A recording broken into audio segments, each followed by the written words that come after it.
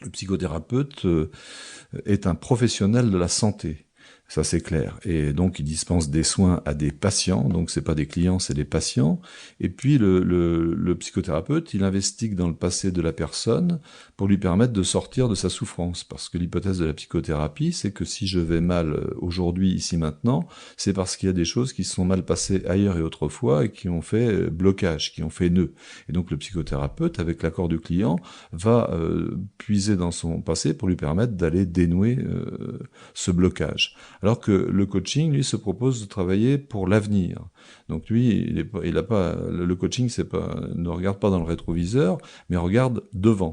Et le coach, lui, est un professionnel de l'accompagnement, et non pas un professionnel de la santé, qui reçoit des clients et non pas des patients, et se centre sur ce qui va bien, donc sur les ressources de la personne qui est en face de lui. Et donc le coach aide à mieux analyser le présent pour préparer un futur prometteur. Et sous forme de boutade, on pourrait dire que le coaching, c'est une thérapie pour bien portant. Voilà, donc le coaching, ni confession, ni psychothérapie, mais il n'est pas non plus expertise. L'expertise, eh bien, c'est quelque chose dont on fait appel dans nombre d'entreprises et pour de bonnes raisons, parce que l'expertise, ça apporte une expérience, une compétence technique spécifique sur un problème précis, sur un problème donné. Et l'expert, lui, il examine, il apprécie des faits, il évalue, il vérifie, il estime, et à partir de là, eh ben, il dispense ce qu'on appelle un avis autorisé, il préconise, et en général, il donne un rapport écrit.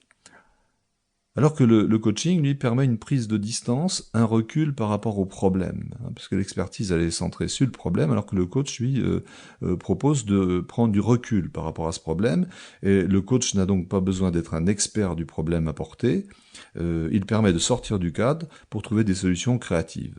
Bon, j'ai une collègue qui, par exemple, en ce moment, coach un joueur de golf qui est de niveau national, et elle-même n'a jamais touché un club. Ou personnellement, moi j'ai suivi, j'ai coaché longtemps un joueur de hautbois, quelqu'un de très très compétent, et personnellement, moi, à part do, ré, mi, fa, sol, la, si, do, ma culture musicale s'arrête ici, mais ça m'a pas empêché d'accompagner et de permettre à cette personne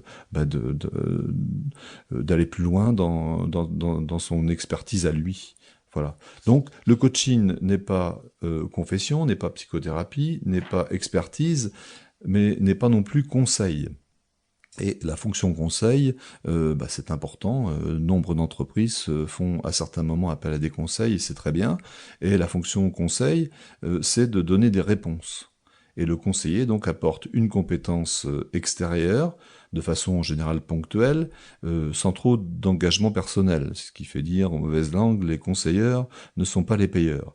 Le conseiller, pour reprendre la fameuse métaphore poisson canne à pêche, vous savez, le proverbe chinois qui dit « donne un poisson à quelqu'un, il mangera une fois, apprends-lui à pêcher, il mangera toute sa vie », eh bien, la fonction conseil est plus dans donner un poisson, voilà, ce qui est très utile, mais le risque, c'est de maintenir l'autre dans une certaine dépendance.